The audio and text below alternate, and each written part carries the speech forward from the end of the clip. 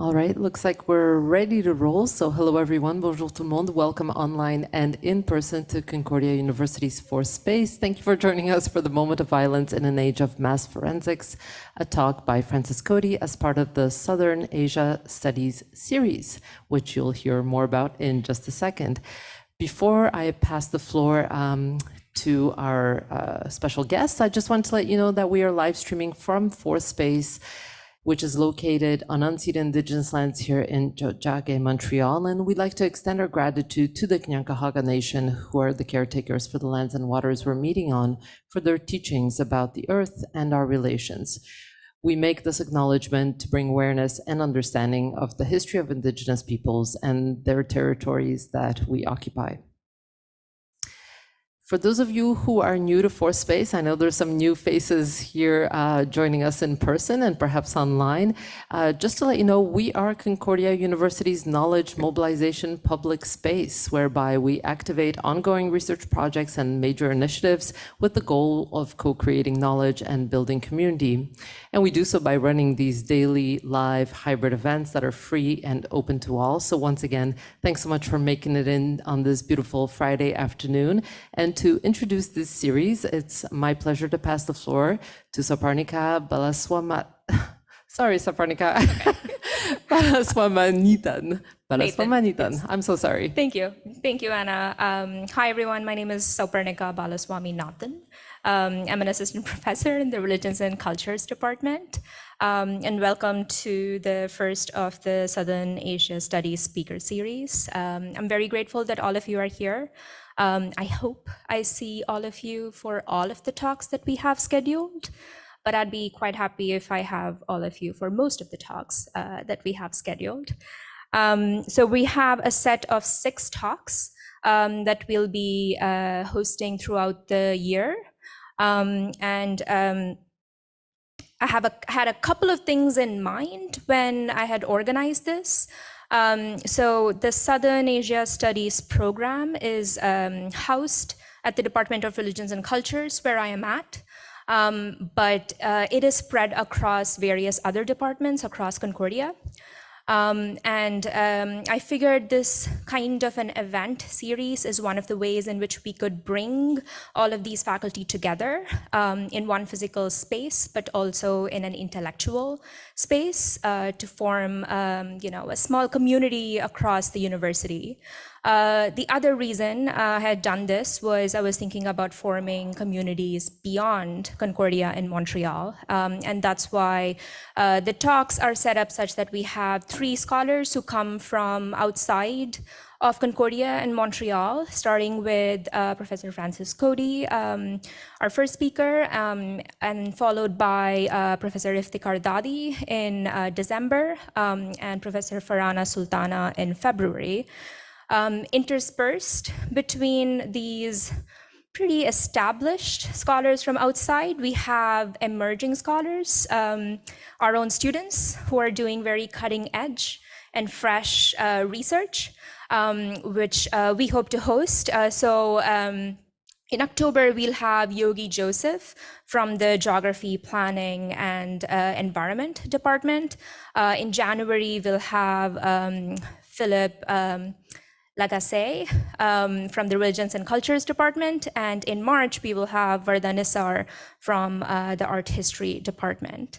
So I would really like to thank my chair, Naftali Cohn, who has been immensely supportive in helping me put this together with words, but also with money, which was great. Also thanks to Concordia University, which provided funding via ARRE program. And most importantly, I want to thank all my collaborators from the other departments, the other South Asianists, the Southeast Asianists, who have been really supportive and who are collaborating, co-sponsoring several of these talks. Speaking of, I'd like to invite Ishita Tiwari, who is the co-sponsor for this program, who is in the Mel Hoppenheim School of Cinema, and also leads the RA lab, who will talk about her lab and also introduce our guest for today. Thank you all very much for being here.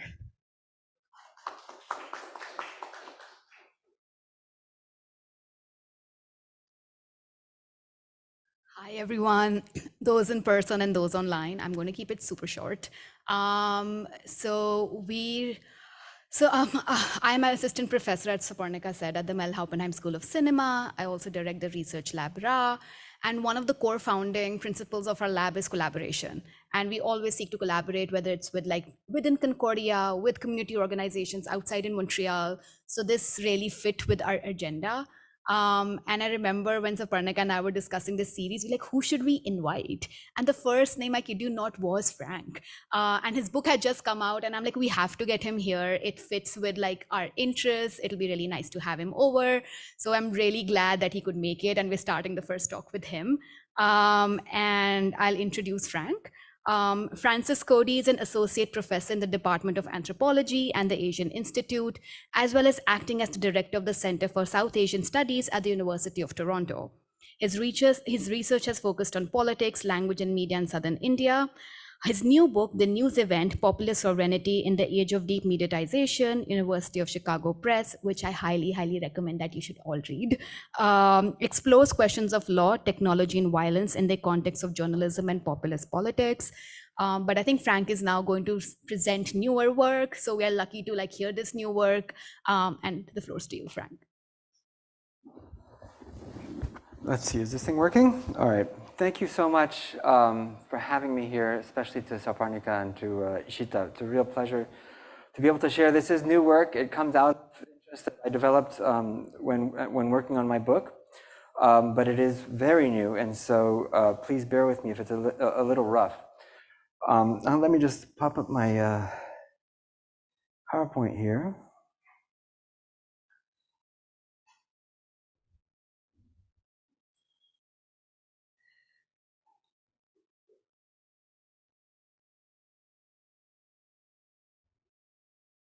All right.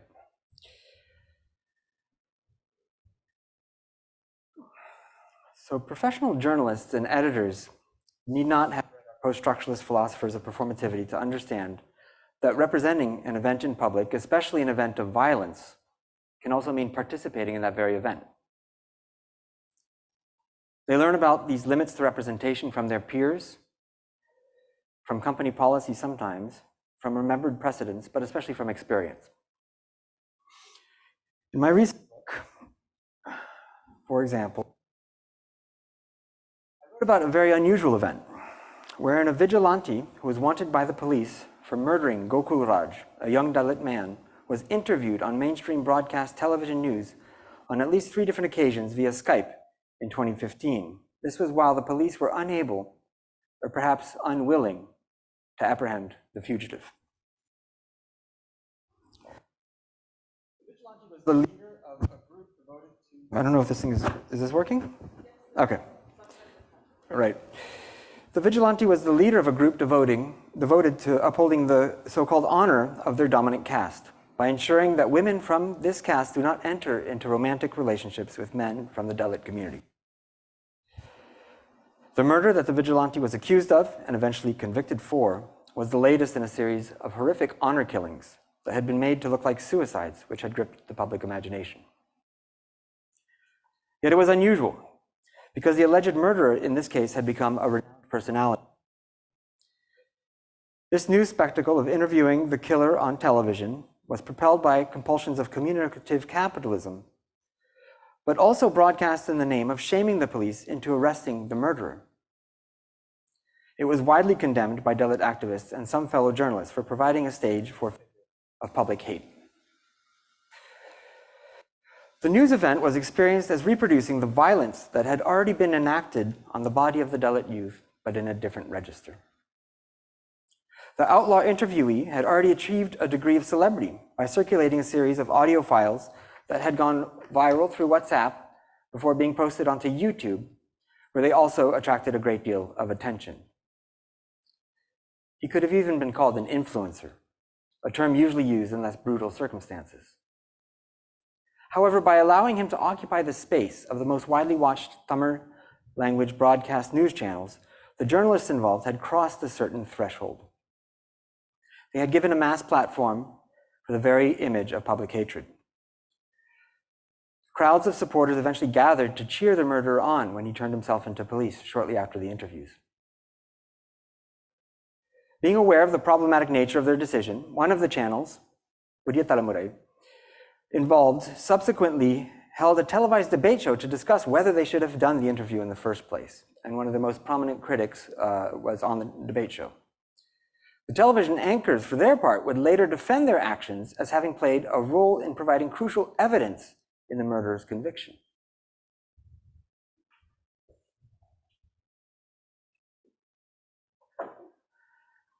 Images and texts of violence on television or in the press can be transitive, in the sense Judith Butler argues, when theorizing the performative coincidence of signifying and enacting in hateful speech. Butler cites Toni Morrison's important Nobel Prize lecture, arguing that oppressive language, quote, does more than represent violence. It is violence, end quote.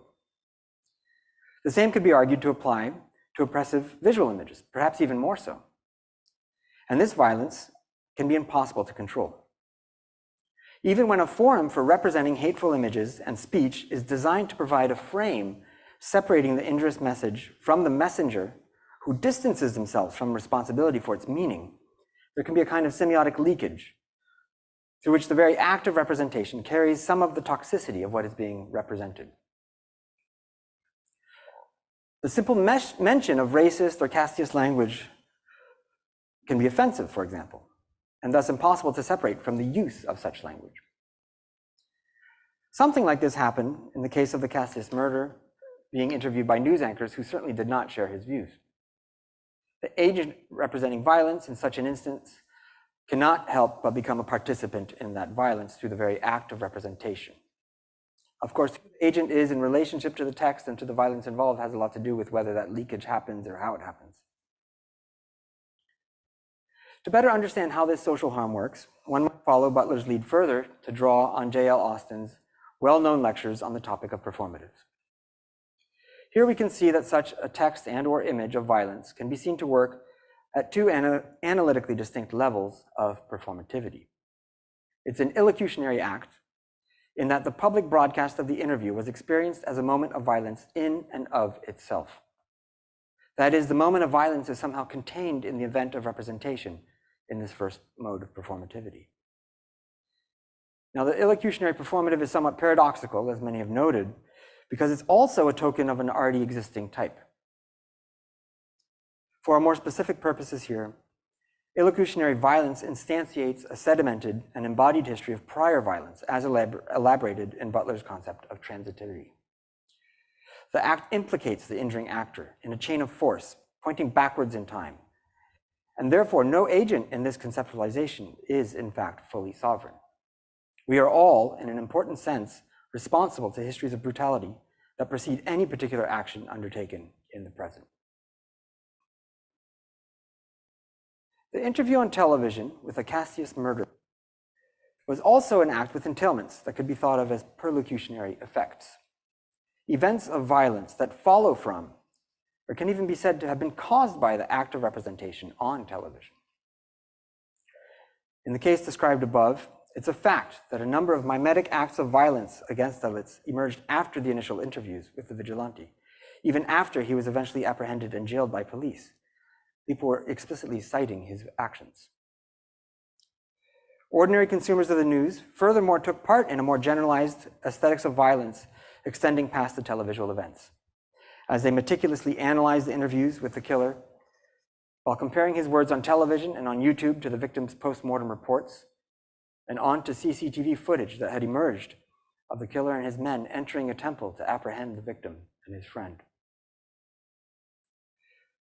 Evidence circulated on broadcast television and YouTube commentary interpellated the public at large to participate in what I'll conceptualize later in this talk as mass forensics, a court of public opinion anticipating and even giving shape to what we might think of as a new genre of news event. Although many drew a connection between subsequent violence against Dalits and the well-publicized images and words of the vigilante interviewee, perlocutionary force of this kind is difficult to gauge in any precise terms of cause and effect, raising questions about how to delineate the limits of an event. There can be no question, however, that speech or image acts that are thought to have led to further acts of violence can be very important in the question of culpability, legal or otherwise. And it's clearly not only professional journalists who worry about these issues of culpability for causing violence. Public awareness of the capacity for hateful images and texts to promote further malice and conflict through their circulation is quite strong. It is also a prominent feature of constitutional and criminal law in India. The question then becomes one of how and to whom blame is assigned. The politically powerful can employ awareness of the very same perlocutionary force of media images and text in ways that might appear counterintuitive until we understand how they're rooted in colonial logics of governance. Obsessions with maintaining public order through a range of stringent security measures inherited by the post-colonial state often rest on the premise that inflammatory words or images cause wider social unrest.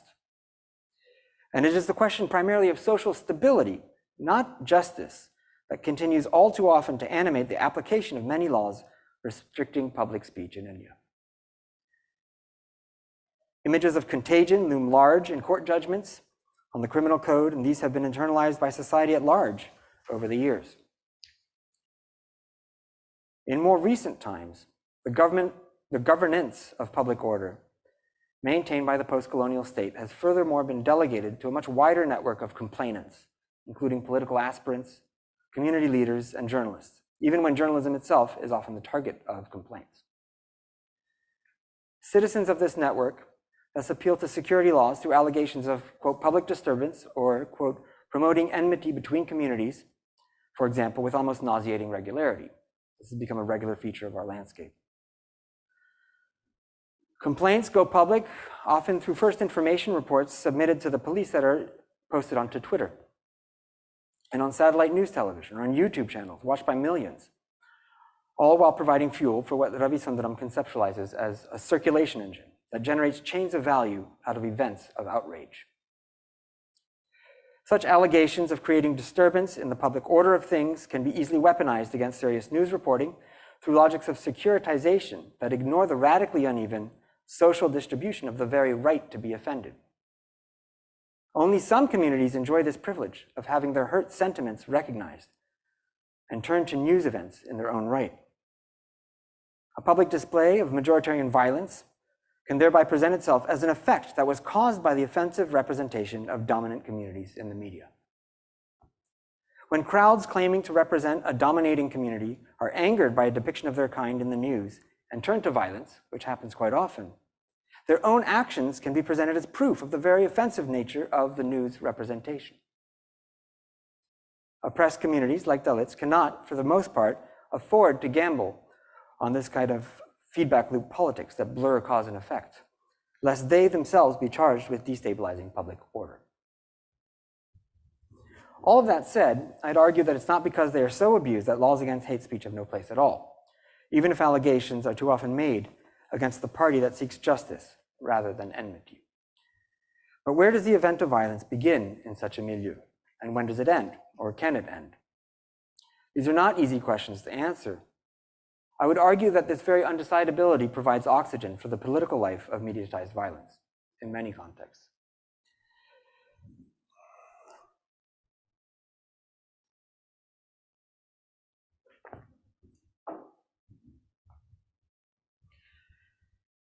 It is for all these reasons that news media in India have long refrained from explicitly naming the caste of communities involved in political violence. Many journalists and editors fear, for very understandable reasons, that such naming might either be construed as an act of violence in itself or as fueling further acts of violence in the world represented in the news.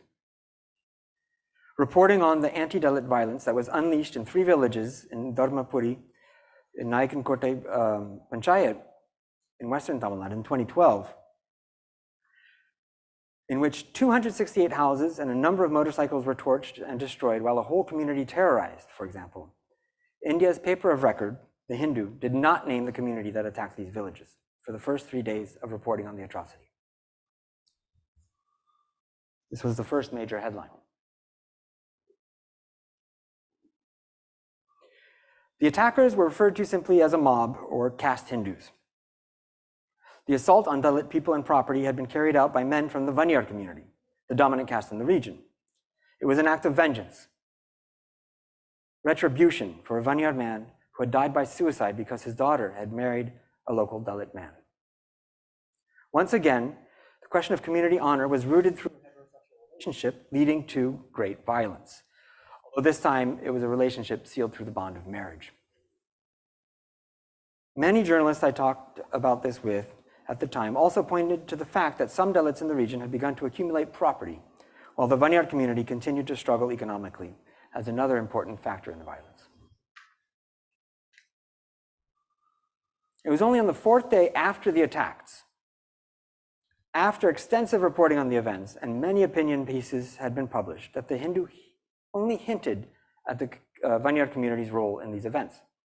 And that too, very obliquely, in an article about how members of the Legislative Assembly from the Communist Party of India, the CPM, visited the destroyed Dalit colonies where they noted that an inflammatory speech had been made 1 month prior by Jay Guru of the PMK, the Patali Makkal Kachi, and that the violence could be in part attributed to his speech. The Vanyar caste was never named as such in this article, although everyone knows the PMK to be a political party primarily formed to represent Vanyars.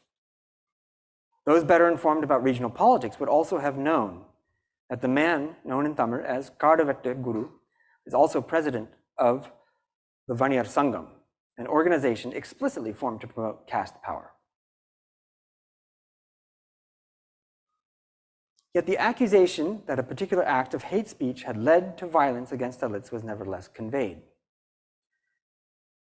Now, the Hindus deflecting its own non-naming of Vanyars through such citation of the MLA's attribution of agency is of interest in its own right.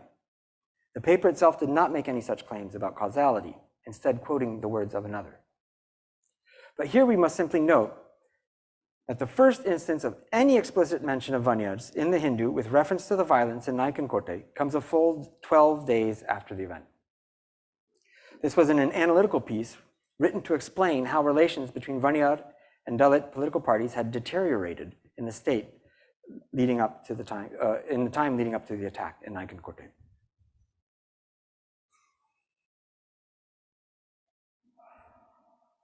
So this long delay in naming on the part of the Hindu was not, I must emphasize, because of any epistemic doubts about who was responsible or why the violence was unleashed against Dalits.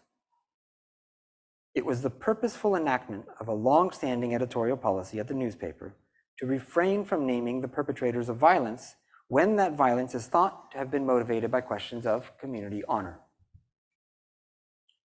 According to many journalists I've talked to at the Hindu, although such self-censorship is not a hard and fast rule, it is not explicitly laid out in company policy.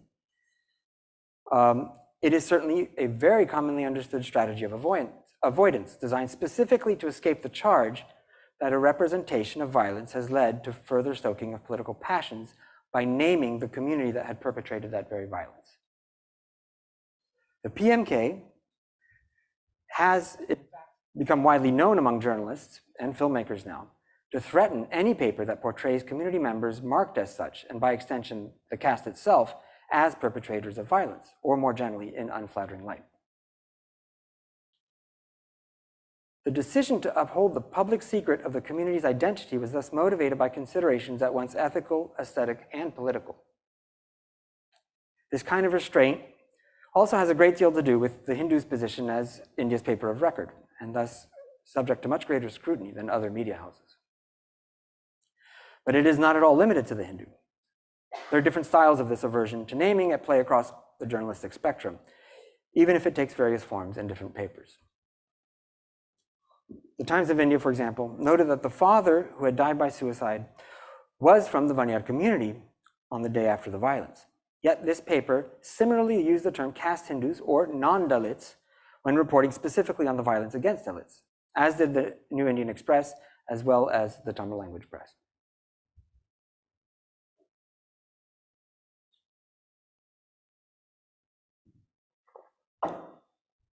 In media theory terms, we might say that Silence and delay are strategies designed to ward off what Bernard Stiegler conceptualizes as eventization, where the distinction between representing an event of historical importance and participating in that very event collapses as a result of media saturation. Knowing all too well about the potentials for reporting to lead to violence, broadcast and print mass media in India have long adhered to a certain set of ethical and aesthetic prohibitions meant to support the notion that their job is to represent a world in which the events happening in the news are framed as separate from the event of representation that is the news. Doing so is part of what allows news media to maintain the pact with the state and potential complainants around the question of maintaining public peace and social stability. The Hindu in particular claims to represent history without making it in the process of recording, thereby retaining the rhetoric of distance required to inhabit the stance of an outsider to events being reported. Even when they're doing a big expose, which they've done many of, the idea is not that the expose itself is the event, it's what's being exposed. Now, this silence and delay were in fact a source of tension among reporting staff at the Hindu, with younger politically engaged journalists demanding that the Vanyar community be named as perpetrators of casteist violence, in the face of a number of editors who refused to do so. The younger staff argued that the act of not naming itself could have a negative effect on how events might unfold. At the very least, withholding evidence that could be of use in prosecuting perpetrators of violence. Newspaper reports are often used as evidence.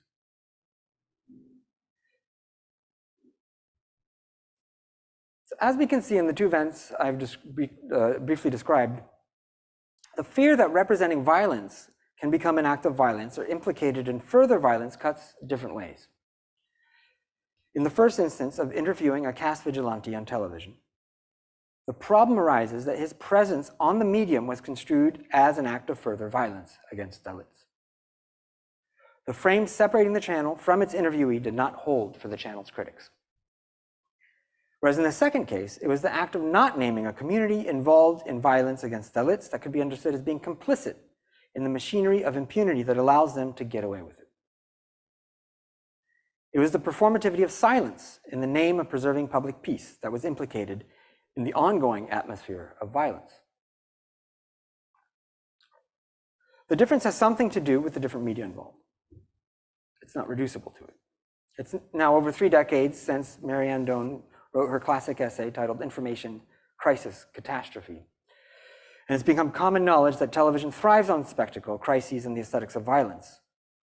Whereas print media, like the Hindu, tend to be staider and more restrained in their efforts to separate the medium from the message. But this distinction is then compounded by the fact that the television interviews with the casteist murderer were, in effect, multimedia events.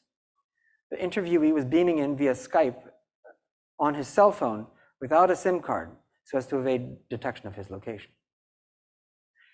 There's a strong phenomenological dimension to this problem, in that the simultaneity of the news anchors and the wanted murderer sharing the television screen was both jarring and exciting for an avid viewership. And some of the ethical questions about whether it was right to do so arose from this very experience, coupled with the knowledge that it would have had a great deal of commercial value for the news channels involved. Here we must also note that the prohibition on naming of caste perpetrators of violence holds for broadcast television news channels as well, perhaps creating a greater tension between what is not said by news anchors and the televisual force of violent images and a killer on the loose projected onto the screen.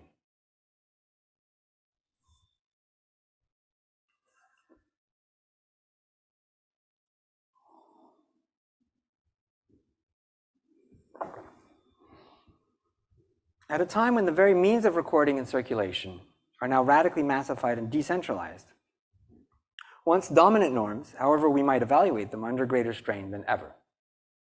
The aesthetics of violence that were long part of television news reporting, albeit in a still relatively restrained form, increasingly saturate and animate the emergent network of complainants and amateur journalists, actors whose capacity to occupy spaces of publicity have grown with digitalization, as has their corresponding importance in the securitization of society. The kinds of forensics that the Hindu avoided, but that the news channels covering the vigilante indulged in with relish, has solidified into a recognizable genre as part of this short-circuiting, with the aesthetics of informal digital media applying greater pressure on broadcast news, even forming a great deal of its content. Consider, for example, how many of the events covered in contemporary news are recorded and made known to us through the mediation of amateur cell phone video cameras or CCTV footage, much of which circulates widely online before entering the world of broadcast, and where online or WhatsApp-mediated circulation itself becomes the topic of further news. That's something I write about at some length in the book, the degree to which a lot of broadcast news reporting is on the circulation of stuff happening in other media. So this is the kind of news feedback loop that I look at. So it's in this context of short-circuiting that I'd like to elaborate on the concept of mass forensics itself. Many readers might be familiar, listeners, with the term from textual documentation and witnessing as primary modes of producing evidence to that of forensics, marked in the book Mengele's Skull by Thomas Keenan and Ale Weissman. These authors argue for the inauguration of, quote, a new cultural sensibility, an ethics and a political aesthetics whose implications and influences quickly overflowed the boundaries of their initial forums and made their way from the juridical field to structure the way we understand political conflicts, whether in media, in political debates, in literature, film, or the arts, end quote. The turn to forensics as a model of evidence changed not only the epistemology of the courtroom, it changed the question of the forum before which one argues. And that's an important point for the forensic architecture group. Whereas powerful work by the Forensic Architecture Project focuses on political conflict and they rely on the professional tools of the forensic scientists to make their arguments, in the relatively rarefied forms of the fine visual arts, the academy, and most importantly in the courts, it has become increasingly clear over the years that the ethics and political aesthetics they discuss have even wider significance as forensics have become more public, popular, and indeed massified. As forensics has overflowed the boundaries of initial forums and into the realm of mass culture, so too have the ethics and political aesthetics driving the will to make material traces of past events speak with scientific authority transformed a great deal. Forensics has entered domains where crime is treated as spectacle, demanding fast time analysis. Through the narrative force and broadcast circulation of news production, what Alan Sekula once called the raw technological instrumentality of the surveillance camera spills over, out of the courtroom and into public political debates about social rights and wrongs, as well as the worlds of entertainment. Of course, we're familiar with the CSI genre on television, but it's also had a huge impact in news reporting. It's in this sense that forensics can be said to have massified, and with it, the performativity of violence, which we have been focusing on in this talk, has been reconfigured as well.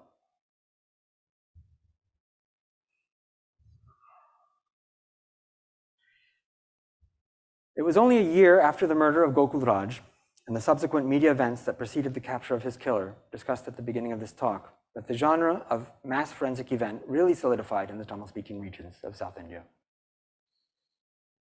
The inaugural event that would come to stand as a frequently referred to type in future commentary consisted of news coverage of a gruesome murder perpetrated in broad daylight on the platform of an urban train station in June of 2016. A young information technology professional working for Infosys named S. Swati was on the way to work at the Nungambakkam commuter rail station in central Chennai when she was hacked to death with a country machete called an aruval in Tamil. Strangely, no one could or would come forward as witness to this attack when police first questioned people on the scene. It was only days later that witnesses gave statements, and that too in police stations. Odder still, the body itself was said to have been left unattended at the station platform for nearly 2 hours before the police arrived.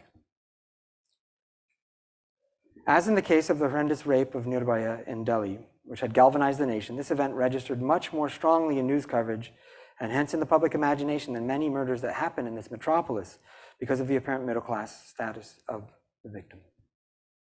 Although not stated explicitly in mainstream news, The fact that Swati was from the Brahmin community was also surmised by news-consuming publics, probably based on her father's name of Santana Gopalakrishnan, adding yet another dimension to already gendered ideas about purity that came to define the event. Incredibly intense pressure fell on police to find the perpetrator or perpetrators without delay, especially in light of their initial tardiness in even making it to the scene of the crime. But in fact, there was no public police action for 2 days until the High Court in Chennai took suo motu cognizance of the issue and commanded the whole of the police force to devote themselves to this murder.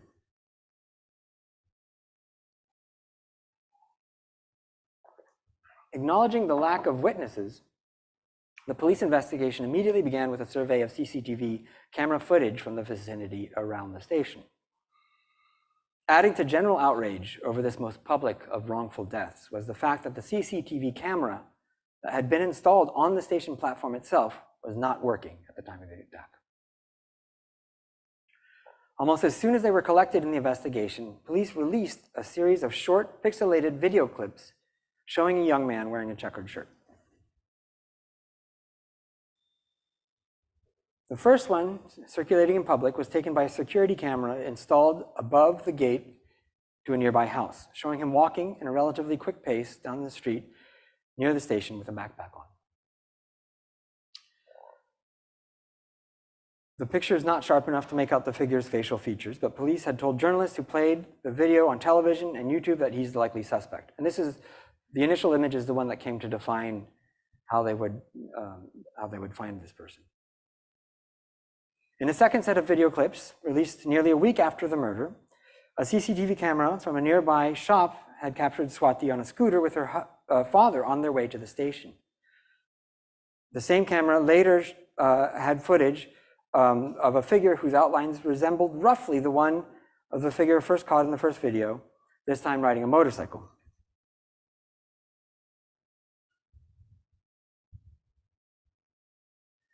Police had told reporters that this was how the murderer had fled the scene of the crime, carrying Swati's backpack. Now it was identified as her backpack in the police narrative.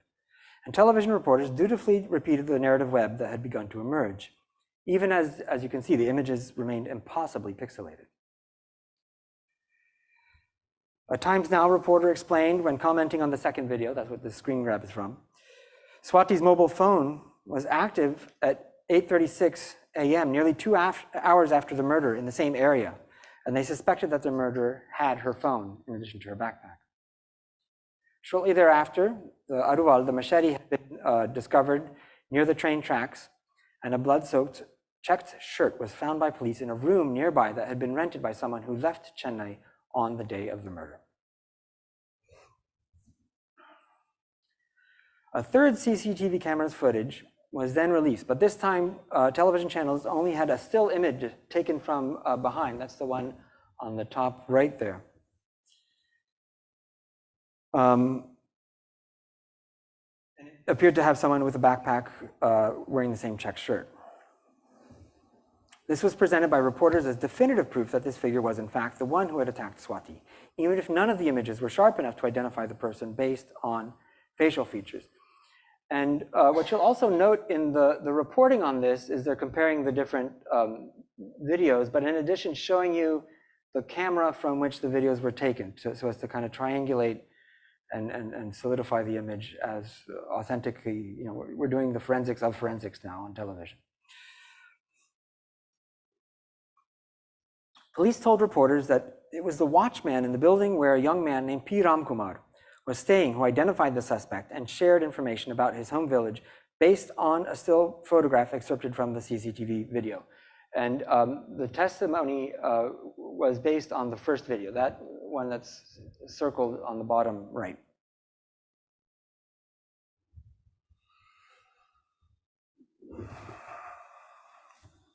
Having identified the young man named Ramkumar, who had rented the room in Chennai, where a bloody checked shirt was said to have been found, police in Tirunelveli, in the southern part of Tamil Nadu, descended on the village of Meenakshipuram. Now, Meenakshipuram is actually a village that's known across India as the site of a mass conversion of Dalits from the caste formerly called Palla to Islam in 1981. It's a big event in the emergence of Hindu nationalism. Police forced their way past his parents into Ram Kumar's house, where they claim he had tried to slit his own throat while they were apprehending him. The young man was taken to the police station after a spell in the hospital, and he remained unable to speak for many days due to the injuries to his throat and neck, but during which time the police say he confessed to the murder. The intersection of caste, gender, and sexuality that came to define the narrative became much stronger when it became evident to consumers of the news that Ram Kumar was Dalit. Again, this was something that was inferred by some from where he was from, Meenakshipuram, which is a wholly Dalit village, half of whom now have converted to Islam, and his extremely modest familial background. It was also explicitly stated in some of the reporting, in some of the English language reporting. Again, following a pattern where Dalits are more likely to be identified as such than persons from dominant castes. The following day's news reports reveled in the details of the arrest and the purported attempted suicide, following a storyline of stalking that had already been deeply ingrained in public consciousness through countless films. Everyone assumed that Ram Kumar had killed Swati because she rebuffed his romantic advances. The police only had to confirm this trope and turn it into a fact at a press release to reporters, which they did. In the words of the journalist Sujata Sivagnanam, who wrote a deeply researched article on the murky case around the murder for the Caravan magazine, quote, "Before the police had uncovered any proof, a media trial convicted Ram Kumar of the worst transgressions possible in a caste-based society, the sexual pursuit of a dominant caste woman by an oppressed caste man," end quote. By this point in the investigation, police were reported to have identified 4 witnesses to the crime. Ram Kumar was depicted everywhere as the menacing, deranged product of a culture in which stalking and gender violence had unfortunately become normalized. Commentary on the political right was more explicitly casteist, arguing that it was common for young men like him to desire Brahmin women. I'll spare you the details of that argument. It was in the middle of this frenzied reporting that Tol Tirumavalavan, the leader of the VCK, the Liberation Panther Party, which is a Dalit political party, began to publicly question forensic evidence at hand in the media trial. The holder of a PhD in criminology and a professional expert who had worked for the government's forensics department before becoming a political leader, now a member of parliament, Tirumavalavan suspected police of wrongfully framing Ram Kumar and even attempting to kill him. He asked how it was that he cut himself on the right side of his neck, being right-handed, when the natural movement would be to cut across from left to right. He used statistical evidence and psychological studies from his training in criminology to argue that people rarely enact such violence against their love object, despite the widely circulating trope in film and television. A number of other clues in the case did not add up for the leader, including the fact that there was no visible blood on the shirt in the videos showing the figure leaving the station, the fact that 2 videos with the same timestamp showed the figure in 2 different places, and the fact that the shirt that was used as evidence to find Ram Kumar had disappeared while in police custody, without even a photograph available to show the public. There were also conflicting stories about the police said that Ram Kumar had been in touch with Swati on Facebook prior to the murder, and then it turns out he only first went to her Facebook page on the day of the murder. It also turns out that Swati was furthermore perhaps in a relationship with a young Muslim man, as evidenced in Facebook exchanges, and some in the world of YouTube commentary began to wonder if her own very conservative family did not play some sort of role in this. But to argue this angle risks supporting the Hindu rights argument about so-called love jihad, and mainstream news had already decided Ram Kumar's fate in collusion with the police, in any case.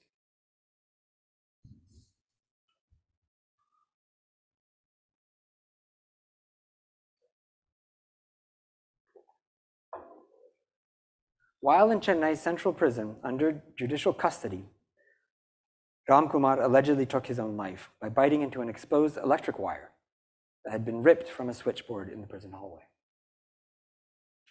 He died just a week before his judicial custody was to expire. This would have allowed him to return home because a formal charge sheet had yet to be framed against him 3 months after the murder. The timing and again the forensic evidence surrounding Ram Kumar's death raised even more questions. And now the questions were much more widely shared.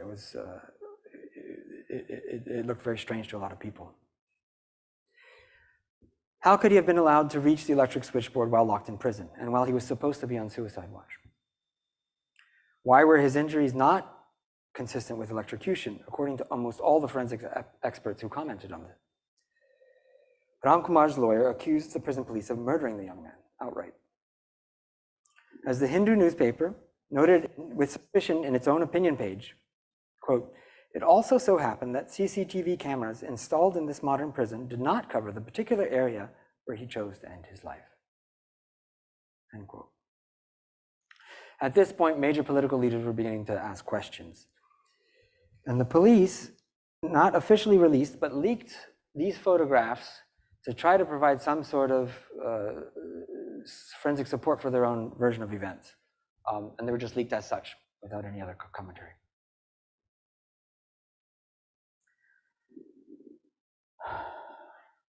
Among many publics, Kumar's death marked the end of a dramatic event, deemed unfortunate because he was not brought to justice before the courts, but for many who believed the dominant narrative, it was a fit finale to a gruesome tale.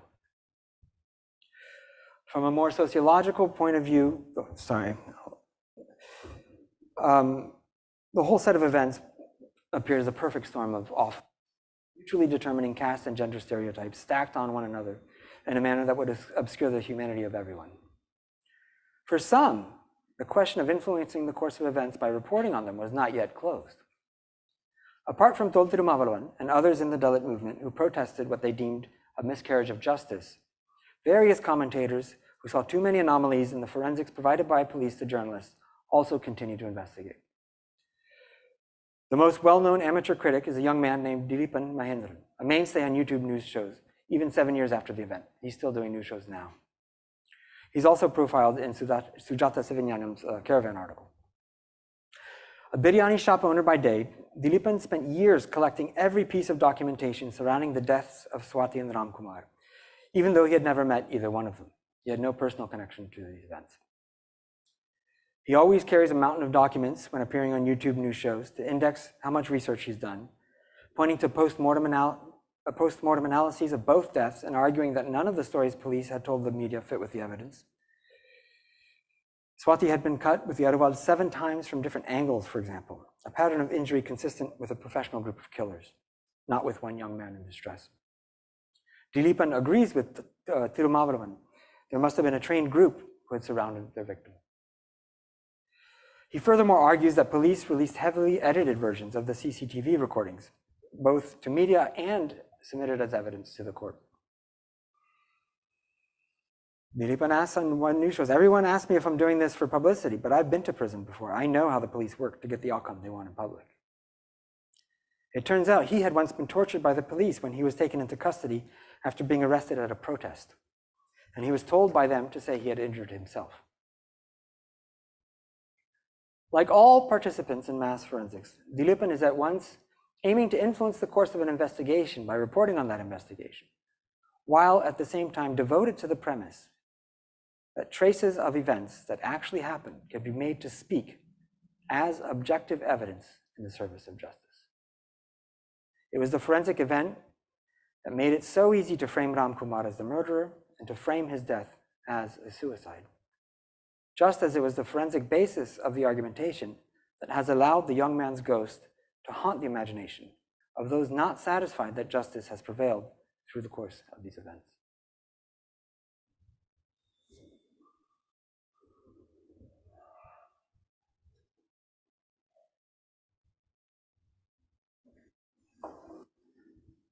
I'd now like to work towards the conclusion of this talk by revisiting the question of when and how violence happens and is reproduced or transposed into new registers in the context of a mass forensic event.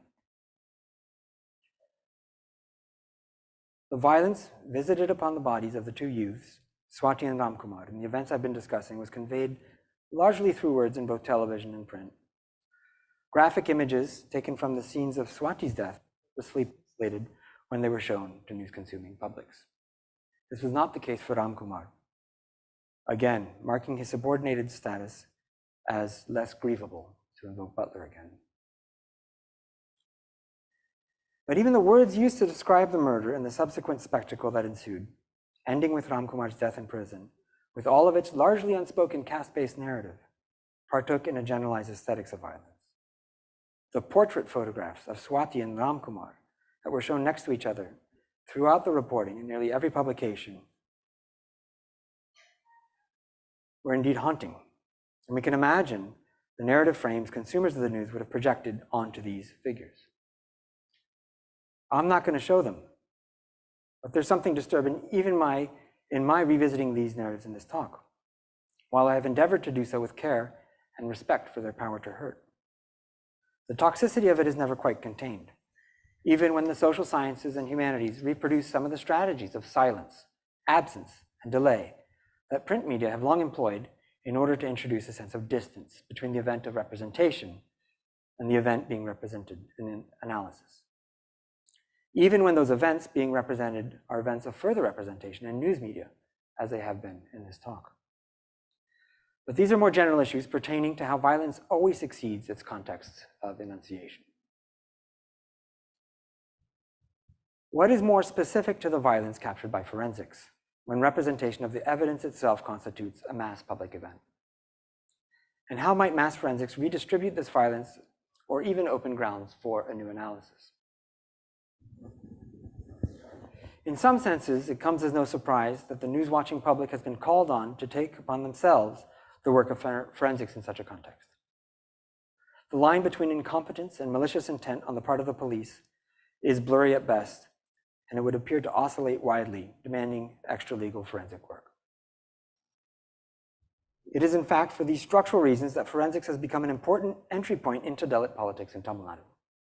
Public intellectuals like Vincent Raj, popularly known as Evidence Kadir, he runs an NGO called Evidence, or Tol Tirumavalavan, the leader of the VCK, who I've been talking about, along with Gautam Sana, former propaganda secretary for the VCK, who also holds a law degree, were among the most prominent critics of police narratives in the event surrounding the murder of Swati, and they continue to be in other events. This has now become a regular genre. They're well trained to do so. As in other contexts, such as those in Palestine, where forensic architecture and their colleagues have been compelled to run counter-investigations, a systematic official opacity demands public scrutiny of evidence of malfeasance.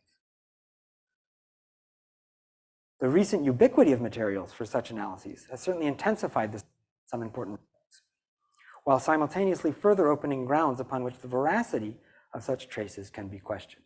We're now flooded with images that come from forensic science across both in entertainment but also in news media that claims not to be entertainment. This dialectic of the demand for transparency in the age of mass forensics and a correspondingly heightened anxiety about deception forms the stuff of much of our analyses in media and cultural studies of law and media.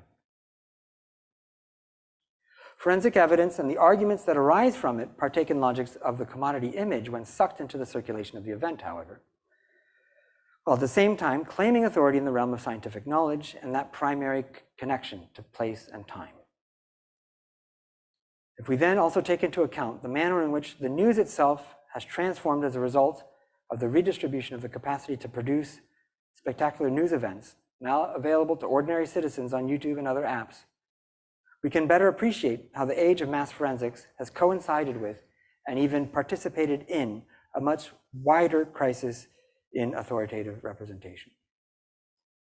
The news-consuming public itself is hailed into the role of interpreting evidence that supports narrative that will almost always privilege public order over questions of justice, having internalized logics of security as a now mass-mediated social principle, but almost, not always. Right? There's always opening for reinterpretation.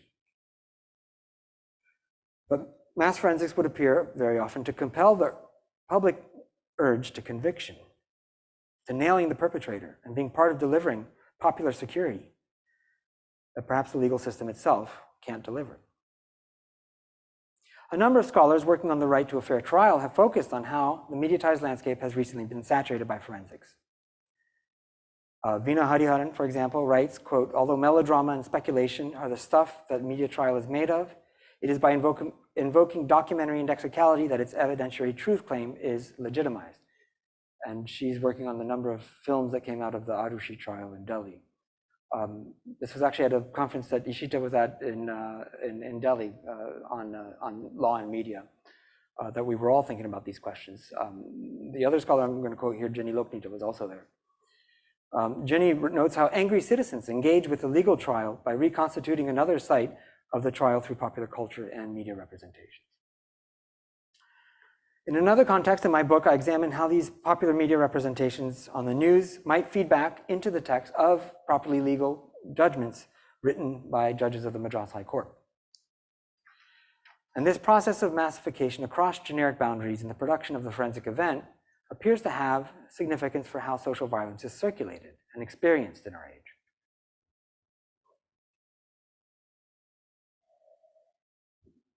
We've already seen how the prophylactic fictions of transcendence have been thrown into question as news plays an increasingly activist role in eventization in the crimes it reports on.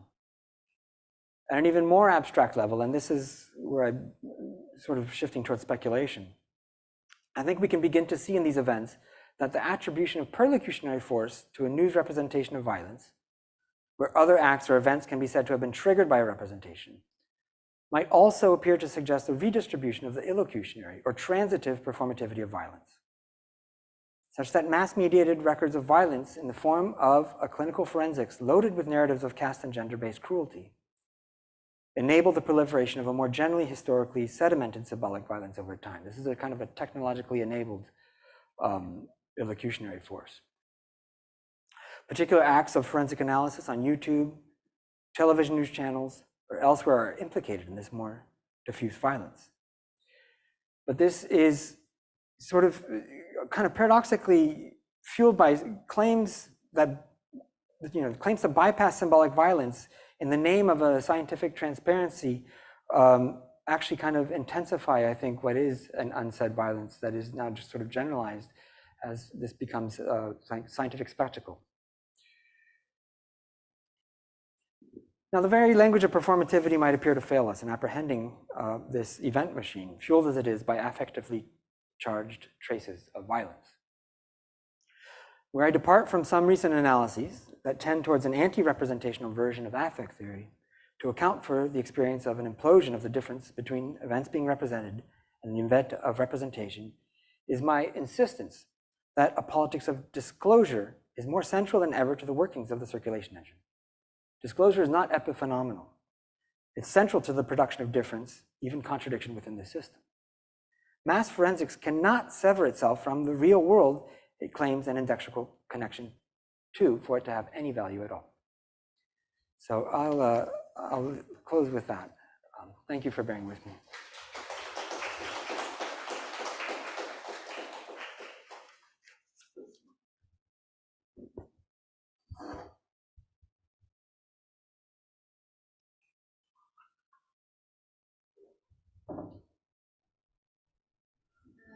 Thank you so much, Frank. I think maybe we can open it up for questions now from people who are here and also people online who can just put their questions in chat. We have someone monitoring it who can read it out. But yeah, we'll start with any questions that people might have over here. Leslie. I really appreciated the kind of variety. Leslie, could you take the mic, Leslie? Oh, I really appreciated the variety of different kinds of cases that you presented, because they all had different ways in which the perpetrators were allowed to speak or given the opportunity to speak. But I'm in the Rajkumar case, I'm very interested in if it is possible to say anything about how the narrative was constructed, because in that case, the news media were generally silent about the identity of the accused and about like the motives. But then you said there was this attribution of motive. And so I wondered, like, what was the process, if you know, what was the process by which that attribution took place? And was it in the hands of a kind of amorphous collective, like YouTubing, tweeting WhatsApping context, if you could speak to that. Yes. So there's something absolutely eerie and amazing about the fact that once he was identified, and you saw the contrast between him and Swati, the narrative was already built into that. That's what was very disturbing about it. Everyone kind of assumed they knew what happened. Why would he murder her? And so then it became a matter of just finding evidence for that. And that's what was so devastating about it. Because we've already seen movies where it happens. And so the police do then say we have a set of Facebook exchanges that prove that he's a spurned lover type narrative and he's a stalker.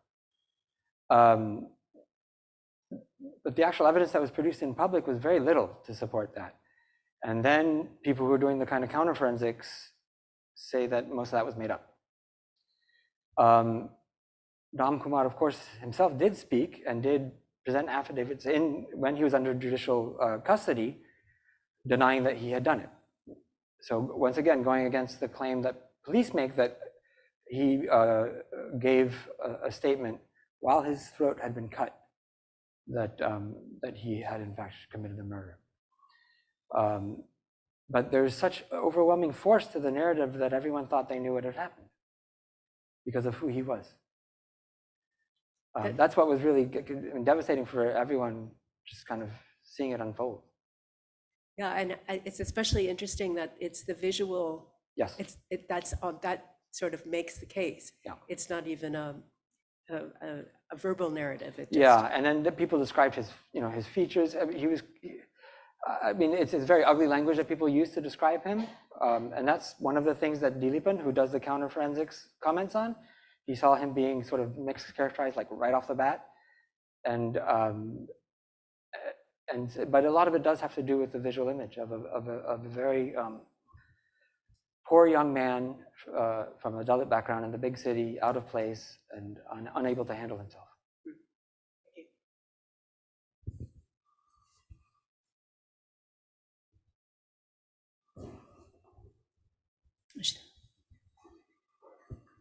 Thanks for the talk, Frank.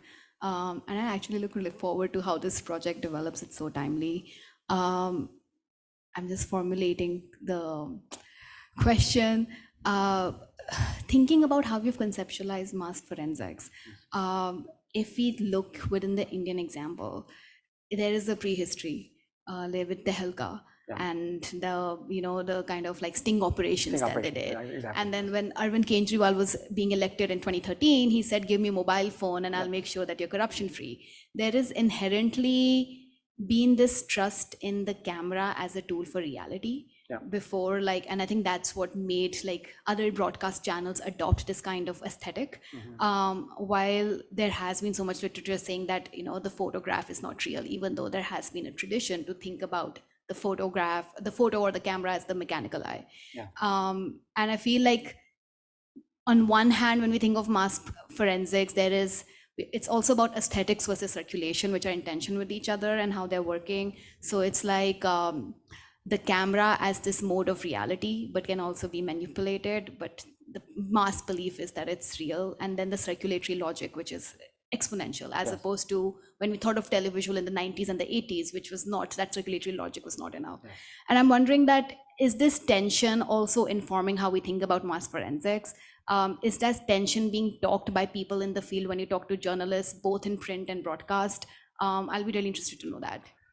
So there's a lot of work ahead because I'm just starting to talk to people about this. This has emerged in the context of an interest generally in how caste and violence are being represented in the news. And so there's that history I've got a much better sense of. The specific story about mass forensics, as you correctly note, there's this genealogy, there's a larger story of photography as providing proof for the narrative that's being put forth in written text or told. There's a kind of Sherlock Holmes moment of the indexable clues.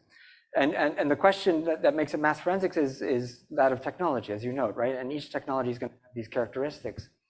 I don't think it is, as you're already pointing to, it's not a coincidence that mass technology becomes, mass forensics becomes a genre precisely at this moment where cell phone cameras have proliferated and CCTV cameras have proliferated.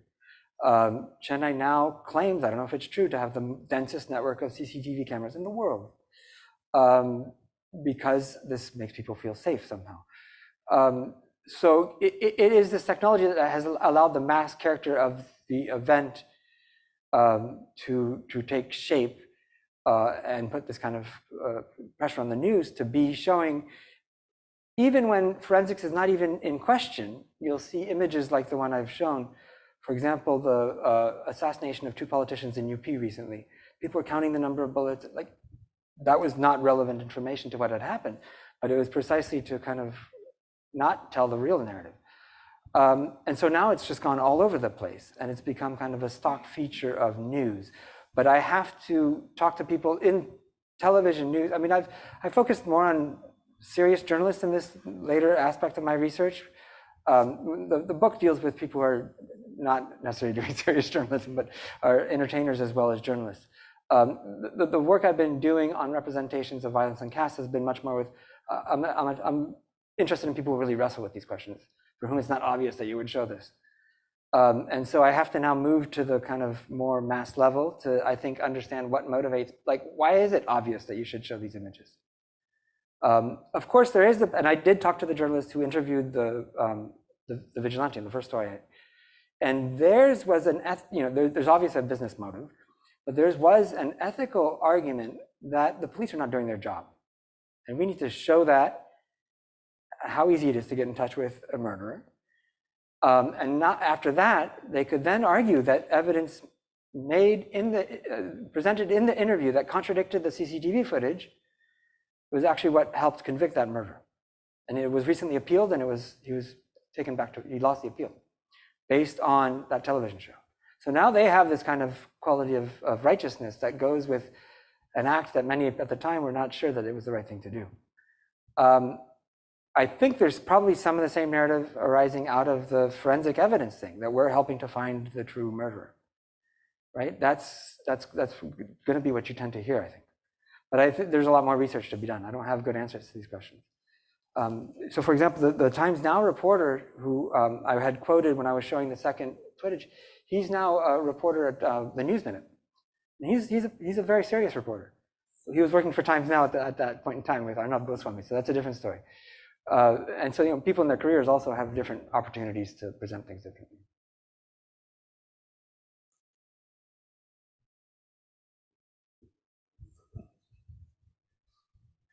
We have a question up on the screen from Ali Smears. It's quite involved, so we projected it up there as well. And she's asking, I'm interested in the performativity of silence you speak of, and I wonder if this could be considered when examining social media processes whereby individuals flag posts and algorithms and then perform censorship. In this process, certain images and events are silenced through code. This is interesting because both posting and sharing an event or censoring the posting and sharing could be both examples of this eventization. Or is it outright censorship, not just censoring important details distinct here? There's a lot packed into that. So I'm going to maybe answer just aspects of it.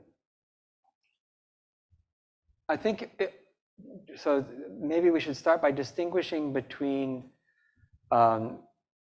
acts of censorship that are marked as such, because that is a special type of thing that attracts attention to what's being censored oftentimes. And that's yet another thing I write about quite a bit in the book on defamation and things like that, contempt of court. When you go after someone for defamation or contempt of court, you'll often draw attention to what you would want presumably not to be circulated. And so that's why there's a kind of a gamble involved in that. That's an act of explicit censorship. The kind of censorship I was talking about, the performativity of silence, is where the censorship is not marked as such, right? It's palpable, but it is really to be able to shield the person from the accusation that they have attributed something to someone that in a way that's harmful. And so that's why I think about it in terms of public secrecy. It's something that everyone knows, but it's not talked about in that particular genre. It'll be talked about in all sorts of other genres of communication, but in the news genre, it's kind of submerged. So that's a very different type of censorship than an explicit act of censorship, where like, I'm censoring this thing, I'm going after someone. Now, algorithms enter into this in a whole other fashion that I have yet to understand. And of course, it's so rapidly changing that would, I think, require a whole other set of research skills and methodologies than what I've been doing here, which is still a kind of old-fashioned cultural studies thing. Because there, of course, you have a kind of automated censorship that is not marked as such, but that is driven by logics that might be very different from the principles driving the kind of public secrecy I've been looking at. And so I think that opens up yet another field of thinking about censorship that I'm ill-equipped to answer questions about. That's not performative in any sort of obvious sense. I have a question, Yes. I guess. I'm thinking about the true crime genre in North America. Yes. And how, that has its own logics, right? Most of the consumers of true crime are supposed to be women. There are supposed to be rationalizations why they're the ones who are consuming it. And the way in which it's produced, commodified, I guess, communicative capitalism, right? Like over there too. That also is, rooted in whatever the cultural logics are in North America. And I'm curious, now that true crime as a genre itself appears to be taking off in Tamil Nadu too. Yes. But there seems to be almost immediately an intersection with politics in a way that I think in North America, it's been much slower. I'm curious, who are the people who are participating in these sort of forensic examinations through the true crime genre in Tamil Nadu and South India, and if you can, maybe draw some like rationales for their interest in it. You're speaking about fictional, or fictionalized true crime, or like quasi-documentary stuff.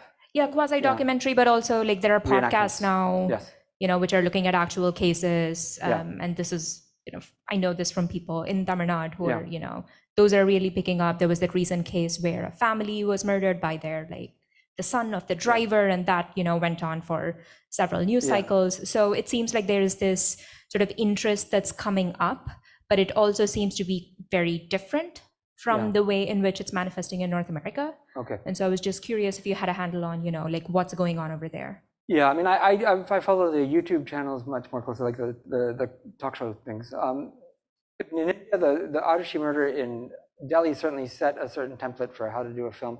There was a film made about the Swati murder. It was called Nungambakum. So it did produce that. But what you're talking about is a slightly different genre than the kind of the big film thing, right?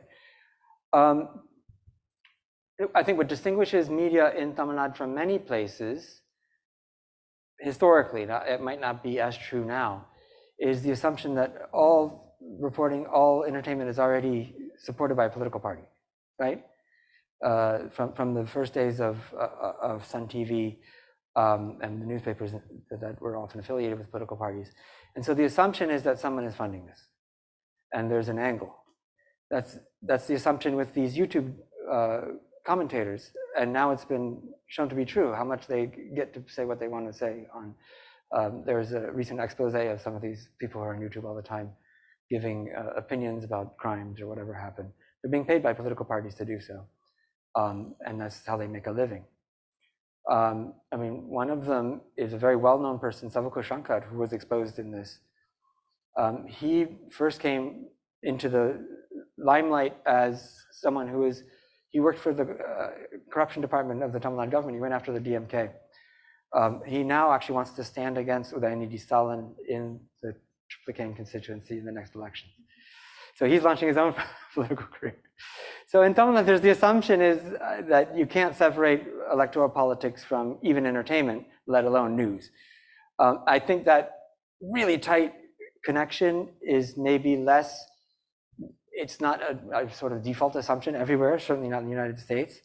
And I don't know enough about other parts of India, but there is, if you talk to anyone, and this is when people became very critical of these news channels that started to say, no, we are not affiliated to a political party, because it seemed not possible to try to present yourself as the view from nowhere. So there's a kind of, you could think of it as healthy skepticism or cynicism, and I think it goes both ways. That the assumption is that your show, even if it's an entertainment show, is politically motivated, and it's a form of coverage for your political party. And the fact that the DMK runs the distribution of now most movies would support that.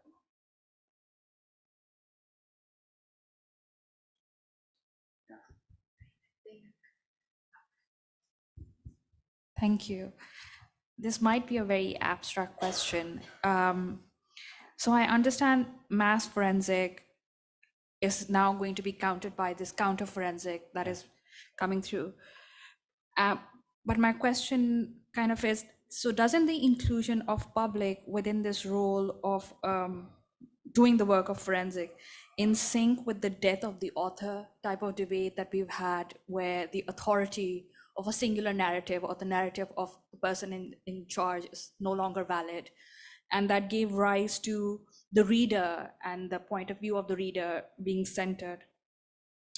So are we to rethink the role of the reader now, or rethink the whole ethics behind the reader, or should we need to come forth with a new hybrid model of how interpretation and translation of events needs to take place in this age of mass distribution and circulation of images? Mm-hmm.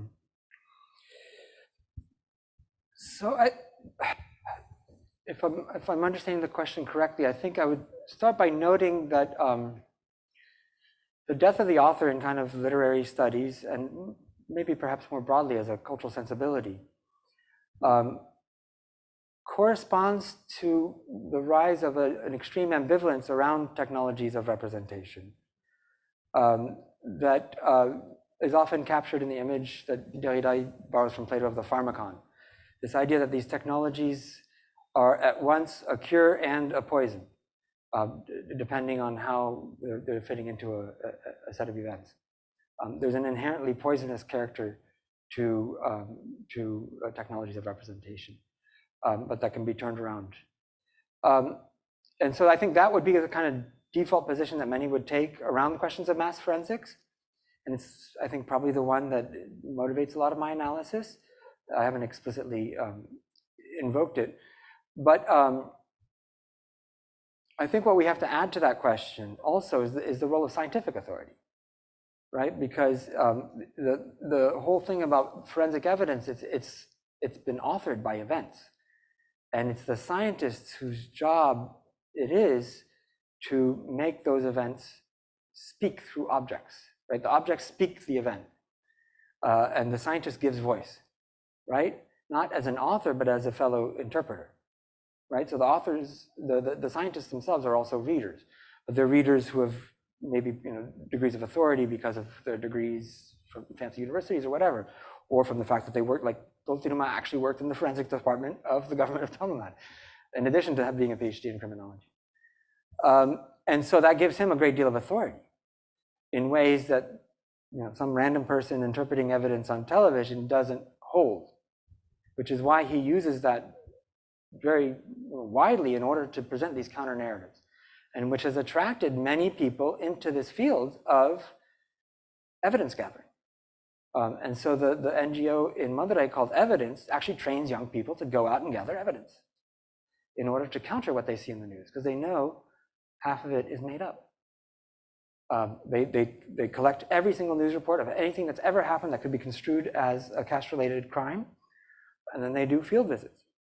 And so there are people who are being trained and training themselves in order to be able to speak with authority about these things and to do this work of counterforensics. That's one way of thinking about counterforensics.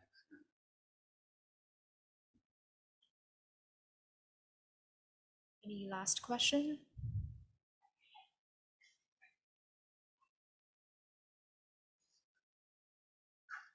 All right, I think we'll call that a wrap. Thank you so much, Frank. Thank you so much. I really appreciate the opportunity to share this with you. This is brand new stuff. No, thank you for sharing your work with us. It's really interesting, and as Ishita said, we're really looking forward to seeing where it goes. So am I. Thanks everybody who joined us online. Thank you all for being here in person, and thank you for Space for giving us this venue and all the tech support. Our next event is going to be October 6th, 4 to 6 p.m. again over here and online, where we'll have Yogi Joseph talking about mobility in urban space. So I hope to see you all there. Thank you all very much.